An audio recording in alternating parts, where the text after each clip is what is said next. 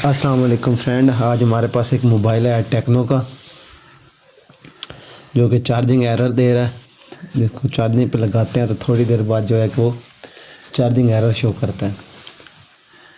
तो इसको हम चार्जिंग पे लगा लेते हैं और दिखाते हैं आपको कि कौन सा एरर शो कर रहा है। ये देखें, चार्जिंग पे लगाने पे तकरीबन 1 एम्पेयर जो है वो पूरा कंजप्शन करता है, लेकिन थोड़ी देर बाद जो है कि वो जो है वोल्टेज बिल्कुल ज़ीरो ज़ीरो कर देता है। अभी ये देखें, चार्जिंग साइन आ गया इसके ऊपर। अभी ये चार्जिंग पे लग गया है।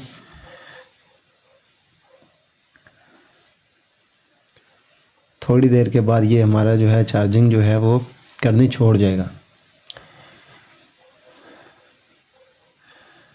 ये देखें, एरर आ गया, प्लीज़ प्लग आउट चार्जर। तो आज हम इसको सोल्व करेंगे और मैं आपको स्टेप बाय स्टेप गाइड करूंगा कि किस तरह इसके हमने वोल्टेज चेक करने हैं, इसकी R1 कैसे चेक करनी है, R2 कैसे चेक करनी है, इसके जो पावर आईसी के आउटपुट वोल्टेज आएंगे वो कितने आएंगे और कौन कौन सी जगह पर आएंगे। हम स्टेप बाय स्टेप चेक करेंगे और जो रजिस्टर होंगी मैं आपको उन सब रजिस्टर की वैल्यू भी स्टेप बाय स्टेप चेक करके बताऊंगा और इसका फॉल्ट भी हम लोग हल करेंगे।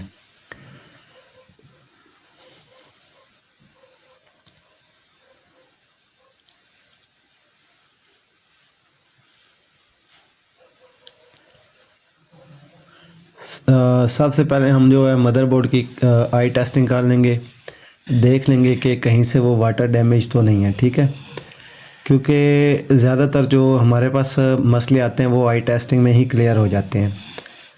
तो आई टेस्टिंग में क्लियर होने का मतलब ये होता है कि हमें जो है फॉल्ट ट्रेस हो जाता है।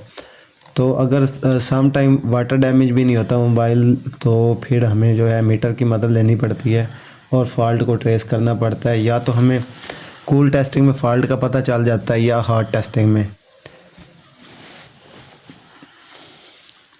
तो स्टेप 1 जो हमारी है, जो वी बैट की जो हमारी ये बैटरी थर्म की लाइन है, इस पर GR देंगे जो हमें 250 से 800 तक मिलनी चाहिए थी, जो कि बिल्कुल ओके मिल रही है। तो फिर हम इसकी कंटिन्यूटी चेक करेंगे जो हमारी इस पैड से बिल्कुल इन दो रजिस्टर पर कनेक्ट होनी चाहिए और ये हमारी कंटिन्यूटी भी बिल्कुल ओके है। इसमें ये वाला ट्रैक हमारा ओके है और GR आ रही है, मतलब कि हमारा ट्रैक में ना ही कोई शॉर्टेज है और ना ही ये ट्रैक ओपन या ब्रेक है। तो नेक्स्ट हम जो है बैटरी में जो रजिस्टर लगी होती है R2, इसकी वैल्यू चेक कर लेंगे जो कि 9 किलो ओम या 10 किलो ओम के राउंड अबाउट होनी चाहिए। तो वोल्ट मीटर को हम ओम मोड में सेट कर लेते हैं और जो हमारी है ब्लैक क्रॉप उसको हम ग्राउंड करेंगे और रेड क्रॉप से हम लोग चेक कर लेंगे ADC की लाइन को, बैटरी टेम्परेचर की लाइन को, कि कितने ओम है, किलो ओम की रजिस्टर है। तो ये देखें, इसमें 8.1 मतलब कि इसमें जो है 8 किलो ओम की या 8 किलो ओम की रजिस्टर लगी हुई है। तो ये वाली हमारी जो R2 रजिस्टर है वो 8 किलो ओम की है। इट्स मीन हमारी जो बैटरी है वो बिल्कुल ठीक है और बैटरी में ये इशू नहीं है। तो अभी हम नेक्स्ट स्टेप जो चेक करेंगे वो इसके मदरबोर्ड पे चेक करेंगे हम लोग।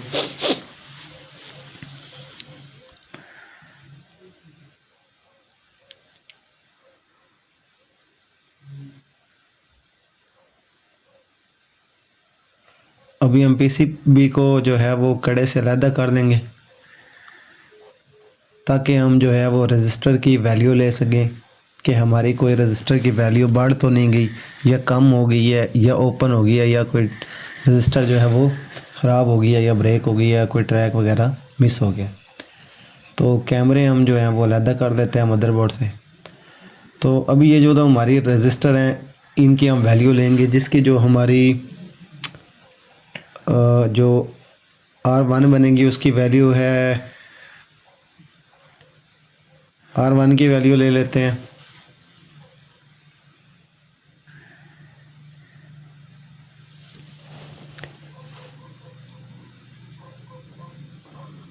इसमें जो R1 की वैल्यू आएगी वो तकरीबन 12 किलो ओम है, जो बिल्कुल ठीक आ रही है। जो हमारी इससे नीचे वाली रजिस्टर होगी जो हमारी इसके आउटपुट पे है वो 510 ओम की होगी। ठीक है, जो हमारी बैटरी टेम्परेचर की लाइन पे लगी हुई है। तो ये देखें, इसकी भी जो वैल्यू है 520 ओम आ रही है। तो ये भी बिल्कुल हमारी रजिस्टर ओके है। अभी यहाँ तक हमें ये कन्फर्म हो गया कि हमारी जो रजिस्टर हैं वो बिल्कुल ठीक है, हमारे जो ट्रैक है वो बिल्कुल ठीक है। अभी हमारा जो हम वोल्टेजेस चेक करते हैं, अगर हमारे वोल्टेजेस ओके आ रहे हैं तो फिर हम लोग इनको नेक्स्ट स्टेप हम लोग अप्लाई करेंगे। तो अभी हमारी जो जो हमारी R1 है उस पे हमें 2.2 वोल्ट वोल्टेजेस इनपुट मिलेंगे, जो हमारी पावर आईसी आउटपुट कर रही है। जो हमारी 510 ओम की रजिस्टर है वो हमारी आउटपुट करके जो पावर आईसी में बैक भेज रही है। प्रोब को थोड़ा सेट कर लेते हैं, मीटर को वोल्टेज मोड पे सेट कर लेते हैं, डीसी वोल्ट मोड में। तो ये देखिए हमारे 2.8 वोल्ट मिल रहे हैं इट्स मीन जो हमारी, और यहाँ पर 1.1 वोल्ट। इट्स मीन जो हमारे ये जो ट्रैक हैं वो हमारा जो ये जो सेक्शन है ये बिल्कुल ओके है, ठीक है। यहाँ पर किसी किस्म की कोई शॉर्टेज नहीं है, ना ही किसी रजिस्टर की कोई वैल्यू वगैरह ख़राब हुई है। तो अभी हम चेक कर लेते हैं मदरबोर्ड को। अभी हम मदरबोर्ड की पावर ऐसे उतार लेते हैं, फिर नेक्स्ट सॉल्यूशन करते हैं हम लोग।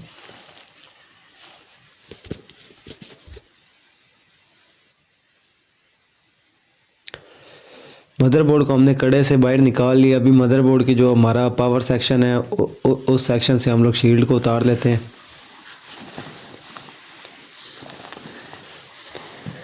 ब्लू कटर की मदद से जो है शील्ड को एहतियात से निकाल लेंगे। शील्ड को बहुत एहतियात से निकालना चाहिए। देखें इसमें ये आपको ध्यान रखना चाहिए कि कोई भी हमारे जो कंपोनेंट है वो मिस नहीं होना चाहिए। शील्ड निकालते वक्त ना ही कोई कंपोनेंट मिस होना चाहिए और ना ही कोई आईसी को डैमेज होना चाहिए, ना ही मदरबोर्ड को टेढ़ा होना चाहिए।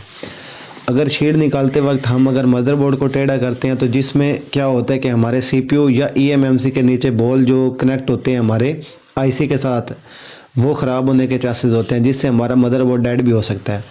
तो फिर उस सूरत में हमें फिर ज़्यादा काम करना पड़ेगा, फिर हमें सीपीयू निकालना पड़ेगा, मेमोरी निकालनी पड़ेगी, तो वो काम जो है वो ज़्यादा हो जाता है। तो सम टाइम क्या होता है कि जब हम ये शील्ड निकाल रहे होते हैं तो कोई ऐसी रजिस्टर या कैपेसिटर मिस हो जाते हैं जिसकी वजह से भी हमारा मदरबोर्ड डेड होने के चांसेस होते हैं। तो शील्ड को बहुत एहतियात से निकालना चाहिए। तो एहतियात से हमने शील्ड निकाल ली है मदरबोर्ड से। अभी हम मदरबोर्ड को माइक्रोस्कोप पे नीचे रखते हैं। तो ये जो हमारी जो पावर आईसी लगी हुई है UMP 510G, तो इसको हम क्या करते हैं हीट गन की मदद से जो है मदरबोर्ड से वायर निकाल लेते हैं।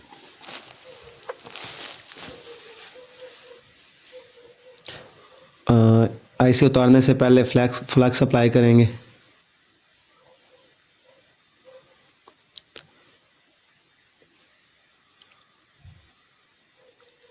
देखें हीट आपने अपने हिसाब से रखनी है, जो आपके पास हीट गन है, ठीक है। मेरे पास अभी क्विक की 860 DW हीट गन है, जिसमें मैंने हीट रखी है 380 हीट है और 50 जो है वो एयर है।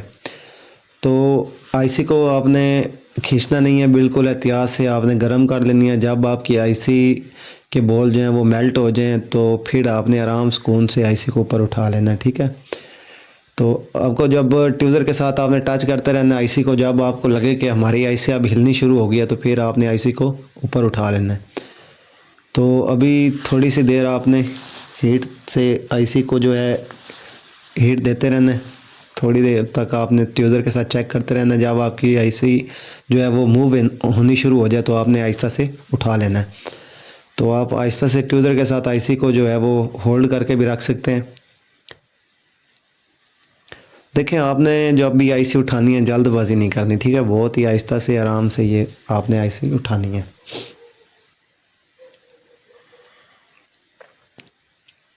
कोशिश करें जो हीट गन की नोज़ल है उसको आप घुमाते रहें, एक जगह पर स्टिल ना करें।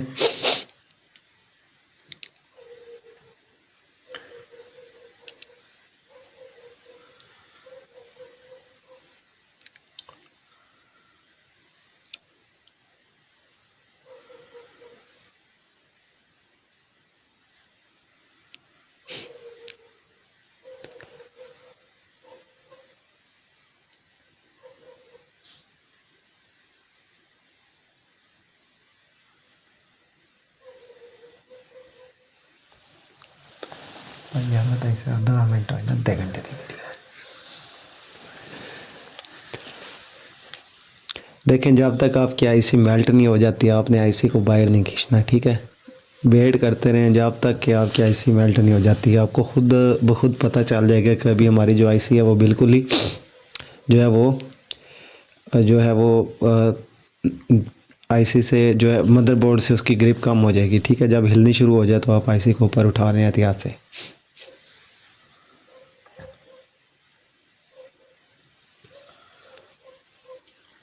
जो हीट गन की नोज़ल है इसे आहिस्ता आहिस्ता से आप घुमाते रहें।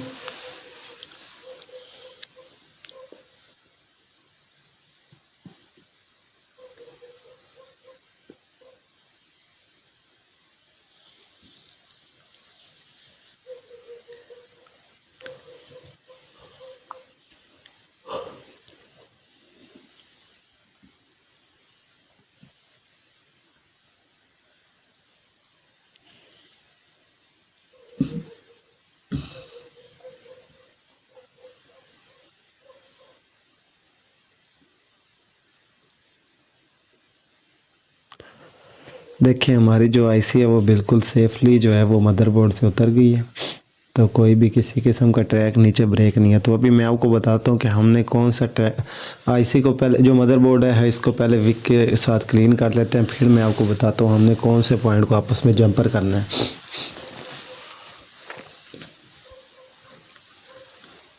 काविये की मदद से हम लोग जो है वो मदर बोर्ड के जो भी पॉइंट है हम इनको क्लीन कर लेंगे।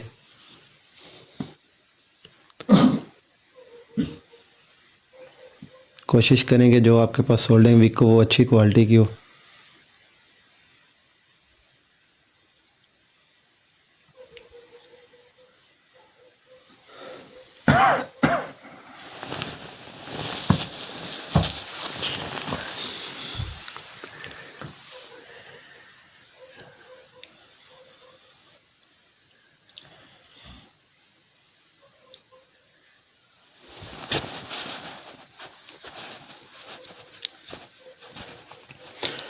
विक को जो है वो मदरबोर्ड के जो है जो पावर आईसी के चारों साइड हैं वो बहुत अच्छे से क्लीन कर लेंगे। देखें विक का आपने बहुत एहतियात से इस्तेमाल करनी है। जो साइड पर कंपोनेंट हैं ना इनके ऊपर कुछ जो है वो क्या कहते हैं उसे सोल्डरिंग ना लगे और कोई भी पॉइंट आपस में शॉर्ट ना हो और विक की मदद से कोई भी कंपोनेंट जो है वो आपका रिमूव ना हो जाए, क्योंकि जो भी हमारे कंपोनेंट मदरबोर्ड के ऊपर लगे होते हैं वो किसी न किसी जो है वो मकसद के लिए लगे होते हैं, चाहे वो कैपेसिटर हैं चाहे वो रजिस्टर हैं, जो भी कंपोनेंट हमारे लगे हुए हैं। ठीक है, तो कोशिश करें कि जितना हो सके आपसे अच्छे से काम करें कि कोई कंपोनेंट हमारा मदरबोर्ड से रिमूव ना हो।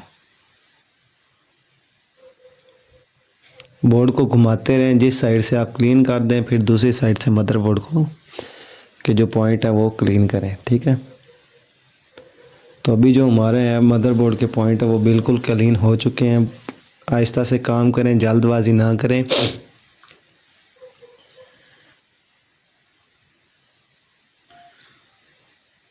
देखिए विक को जो है वो बहुत ही आपने नरम हाथों से इस्तेमाल करना है ताकि जो है नीचे से जो हमारे पैड होते हैं वो आपस में शॉर्ट ना हो जाए। ठीक है,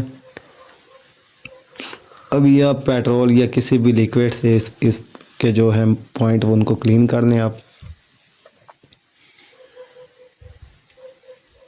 ताकि जो भी हमारा रोजिन या कोई फ्लक्स वगैरह उसको आप अच्छे से साफ़ कर लें।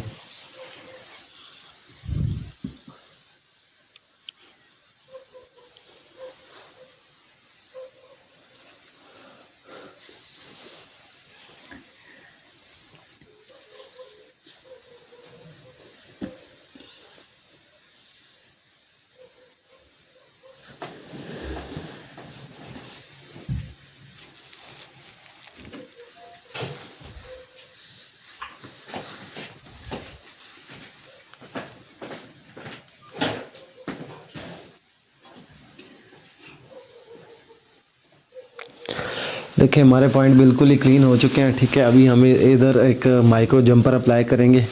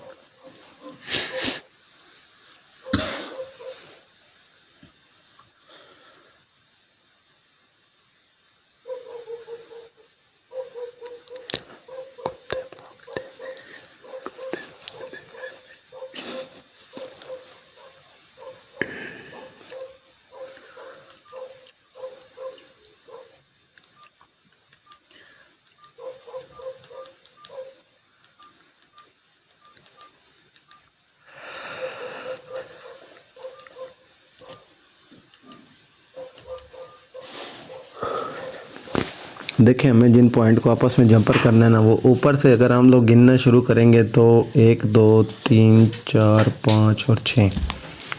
अगर हम ऊपर लेफ़्ट साइड से, ऊपर वाली साइड से जो हम पॉइंट गिनेंगे तो 6 नंबर हम राइट साइड पे आएंगे, 1 2 3 4 और 5 नंबर हम नीचे वाली साइड पे आएंगे, जो हमारा पॉइंट बनेगा। ठीक है, फिर इसके बिल्कुल ही नीचे जो ट्रैक आ रहा है उसके जो तीसरे नंबर वाली लाइन है उसको हम लोग आपस में जंपर कर देंगे।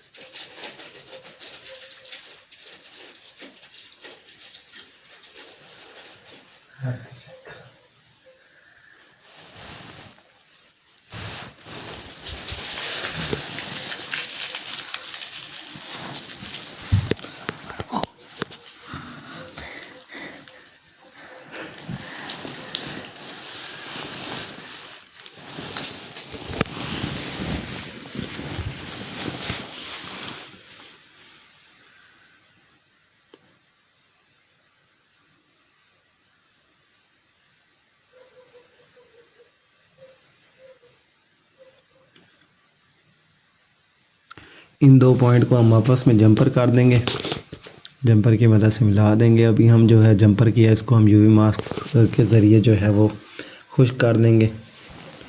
देखिए जब हमने इन पॉइंट जो ये जो जंपर हमने किया इन पे जो हम यूवी मास्क लगाएंगे, जो हमें यूवी मास्क लगानी है जस्ट हमें जो है जंपर वायर पे लगानी है। ठीक है, इन बबल के ऊपर यूवी मास्क नहीं लगानी, ये बबल प्रॉपर पावर आईसी के साथ कनेक्ट होने चाहिए। ये वाले पॉइंट हमारे पावर आईसी के साथ कनेक्ट होने चाहिए। हमें बस जो मास्क अप्लाई करना है वो जस्ट हमें जंपर वायर पर अप्लाई करना है।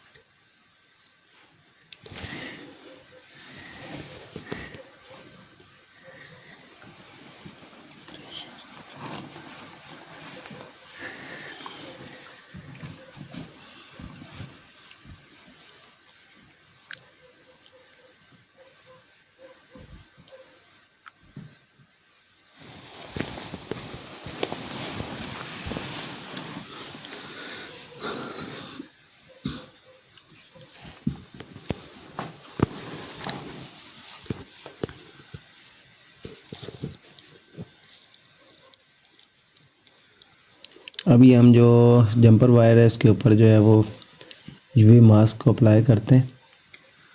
ठीक है, एहतियात से लगाना है ताकि दूसरे पॉइंटों के ऊपर जो है वो यूवी मास्क फैल ना जाए, फिर हमें उधर से उतारना पड़ेगा।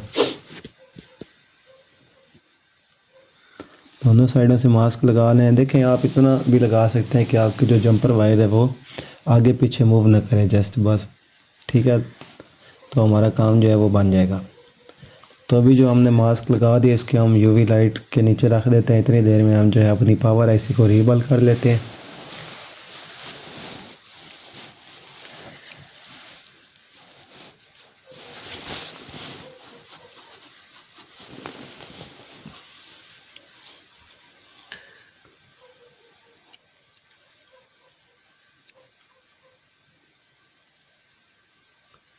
अभी हम मदरबोर्ड को साइड पर रख देते हैं ताकि वो जो पॉइंट है बिल्कुल ही अच्छे से जो है वो खुश्क हो जाए।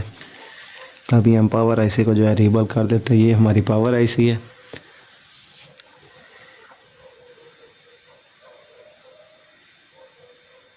पावर आईसी के जो पुराने वाली सोल्डिंग है उसको हम विक की मदद से रिमूव कर देंगे। देखें ये जो पुरानी सोल्डिंग होती है इसका जो मेल्टिंग पॉइंट होता है ना वो ज़्यादा होता है। वो कम अज़ कम जो होता है वो 180 या 210 इसके राउंड अबाउट होता है। ठीक है, जो लेकिन जो हम लोग यूज़ करते हैं वो 183 होती है या तो 250 का राउंड अबाउट होता है जो पुराने वाला हो। ठीक है, लेकिन जो हम लोग सोल्डिंग पेस्ट यूज़ करते हैं ये 138 सेल्सियस की होती है या 183 के की सेल्सियस की ज़्यादातर यूज़ होती है। तो तो इसके लिए जो हमें पुराने वाली सोल्डरिंग है इसको रिमूव कर देना चाहिए, ठीक है, ताकि जो है इसका मेल्टिंग पॉइंट कम हो और बहुत ही आसानी से लग जाए। अगर सीपीयू वगैरह हो तो उस पर फिर हमें जो है 183 यूज़ करनी चाहिए। अगर पावर आईसी हो या छोटी मोटी आईसी हो तो इन पे हम 180 138 भी यूज़ कर सकते हैं,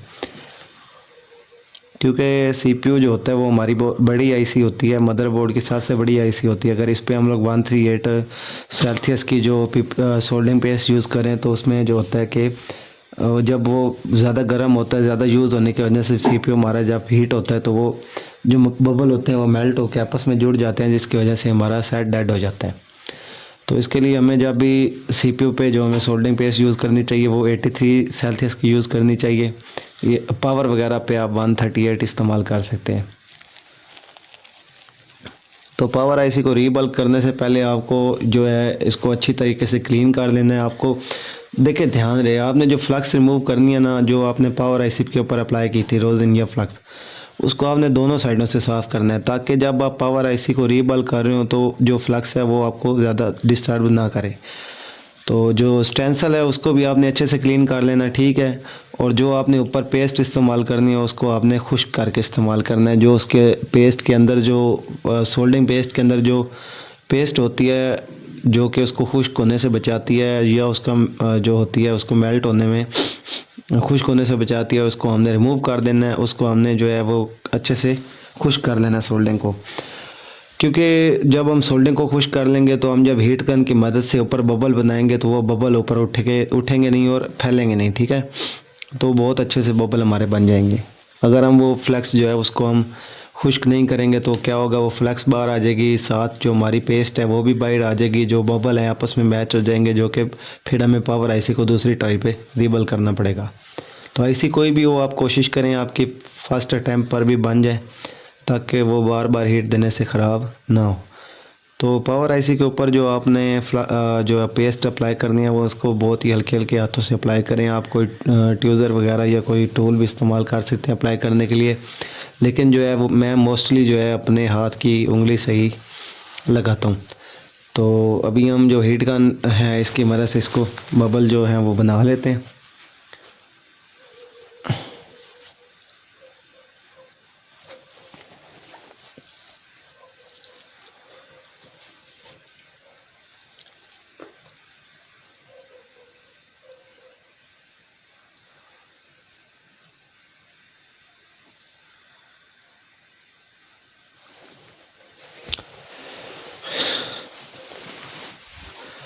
हीट देने के बाद आपने थोड़ी सी देर सब्र करना है, ठीक है, ताकि जो हमारे बबल होते हैं जब तक वो ठंडे ना हो जाएं आपने जो है अपनी स्टेंसिल को अपनी जगह से हिलाना नहीं है। अगर आप जल्दबाजी करेंगे तो क्या होगा, जो आपकी आईसी रीबॉल हुई होगी वो बबल आपस में दोबारा से जुड़ जाएंगे। तो ये देखिए हमारी पावर आईसी बिल्कुल ही परफेक्टली क्लीन हो गई है, लेकिन हमारा एक बॉल रह गया है। तो इसमें हमें ये भी सीखने को मिल गया, अगर हमारा कोई एक आधा बॉल जो है वो अगर आईसी रीबॉल करते वक्त रह जाता है तो फिर हमें उसको कैसे बनाना है, क्योंकि अगर हम दोबारा से बनाएंगे तो फिर जो है वो स्टेंसिल को दोबारा से क्लीन करना पड़ेगा, फिर दोबारा से हमें इतनी पेस्ट ज़ाया करनी पड़ेगी, फिर एक बबल को बनाने के लिए हमें दोबारा आईसी रीबॉल करनी पड़ेगी। अगर इसी तरह आपका एक दो बबल रह जाते हैं तो फिर आज मैं आपको वो भी तरीका बताऊंगा कि आपने वो किस तरह बबल बनाने हैं। तो हम पावर आईसी को जो है वो क्लीन कर लेते हैं अच्छे से। तो मैं जो लिक्विड इस्तेमाल करता हूँ वो पेट्रोल इस्तेमाल करता हूँ, ठीक है, जो कि बहुत ही अच्छा इस्तेमाल होता है पावर आईसी को क्लीन करने के लिए। तो हमारी पावर आईसी जो है वो बिल्कुल ही परफेक्टली रीबल हो चुकी है, लेकिन हमारा जो है एक बबल रहता है। तो अभी हम हीट गन की मदद से जो ये बबल हमने पावर आईसी में जो अभी हमने रीबल की है, इनको हम एक दफ़ा जो है वो पैड को जो मजबूती के लिए एक दफ़ा हीट करते हैं, ताकि वो जो बबल हैं वो बिल्कुल ही नीचे पावर आईसी के साथ अच्छे से बैठ जाएं। तो जो एक बबल है उसको हमने क्या करना है, हमने अपनी स्टेंसिल से एक बबल निकालना है, इस जगह पर पेस्ट लगा के उस बबल को रख के ऊपर से हीट दे देनी है, तो ताकि हमारा जो बबल है जो एक रह गया वो पॉइंट भी हमारा बन जाए।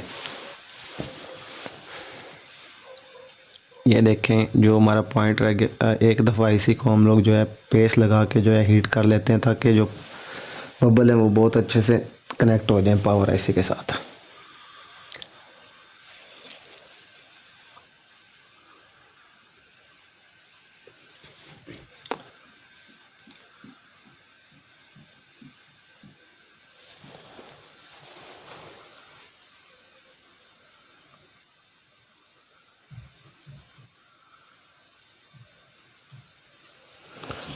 हमारी जो पावर आईसी है वो बिल्कुल ही परफेक्टली रीबल हो चुकी है।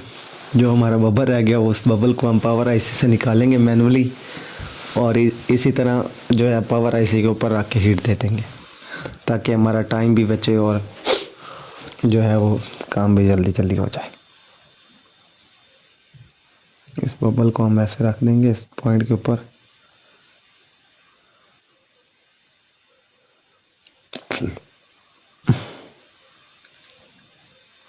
और हीट गन की मदद से इस बबल को जो है वो अपनी जगह पर बिठा देंगे। ये देखिए हमारी पावर ऐसे जो है वो बिल्कुल ही अभी परफेक्टली रीबल हो चुकी है। तो इसको फिर हम अभी जो है वो मदरबोर्ड के ऊपर अप्लाई करते हैं। देखिए हमारा जो जंपर है वो बिल्कुल ही परफेक्ट तरीके से जो है वो लग गया। अभी हम पावर आईसी की डायरेक्शन सेट करते हैं।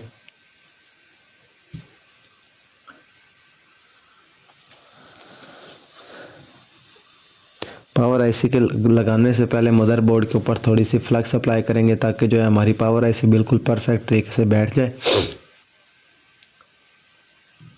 तो ये देखिए हमने पावर आईसी की डायरेक्शन सेट कर ली। अभी हम पावर आईसी को लगा देते हैं मदरबोर्ड के ऊपर।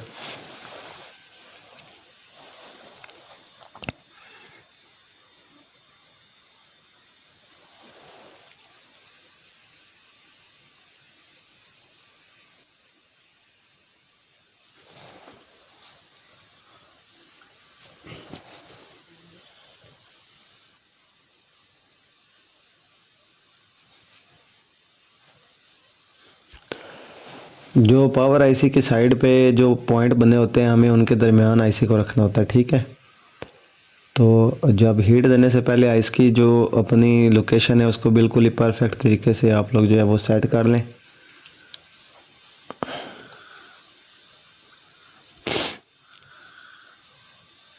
फ्लक्स आप बिल्कुल थोड़ी सी अप्लाई करें, इतनी सी हो कि आपकी आईसी जो है फ्लक्स के ऊपर तैर ना सके। ज़्यादा फ्लक्स अप्लाई करेंगे तो आपकी आईसी जो है वो फ्लक्स पर तैरना शुरू कर देगी, जिसकी वजह से आपको फिर दोबारा से आईसी रीबल करनी पड़ सकती है। थोड़ी सी देर आप हीट दे के रखें, आहिस्ता से ट्यूज़र के साथ आईसी को हिलाएं। जब आपको लगे कि थोड़ी सी आईसी आपकी हिल रही है तो आप मज़ीद फ्लैक्स भी अप्लाई कर सकते हैं। फिर ये होगा कि हमारे कुछ पॉइंट जो हैं वो पावर आईसी के साथ जुड़ जाएंगे, मदरबोर्ड के साथ जुड़ जाएंगे। तो फिर हम जब पेस्ट अप्लाई करेंगे तो हमारी आईसी जो है वो तैरने के चांसेस कम हो जाते हैं। कोशिश करें कि नोज़ल को जो है आईसी के चारों तरफ फिर घुमाएं, ताकि सारे पॉइंट जो है हमारे बिल्कुल ही परफेक्टली मदरबोर्ड के साथ कनेक्ट हो जाएं। और आईसी को हल्का सा ट्यूज़र के साथ एक साइड से जो है वो हिला दें। ये देखिए हमारी आईसी बिल्कुल अपनी जगह से हिली है, तो इट्स मीन जो है हमारी पावर आईसी बिल्कुल परफेक्टली ओके लग गई है। तो जब आप पावर आईसी लग जाए तो आप थोड़ी सी देर वेट करें, आईसी को ठंडा होने दें, ताकि आईसी के जो पॉइंट हैं वो अपनी जगह से ना हिलें। जब आईसी के पॉइंट ठंडे हो जाएं, मदरबोर्ड के साथ प्रॉपर कनेक्ट हो जाएं, फिर आप मदरबोर्ड को उठाएं, फिर आप क्लीन करके उसके ऊपर नेक्स्ट काम करें। अभी आप मदरबोर्ड को टेढ़ा करके स्कोप की मदद से देख भी सकते हैं कि हमारी जो पावर आईसी है बिल्कुल ही परफेक्टली कनेक्ट हो चुकी है। जो पैड हैं वो मदरबोर्ड के साथ कनेक्ट हो चुके हैं। तो आईसी को लगाने के बाद जो हमारी ऊपर फ्लक्स है उसको हम जो है पेस्ट है उसको हम क्लीन कर लेते हैं। एक दफ़ा मदरबोर्ड को क्लीन कर लेंगे।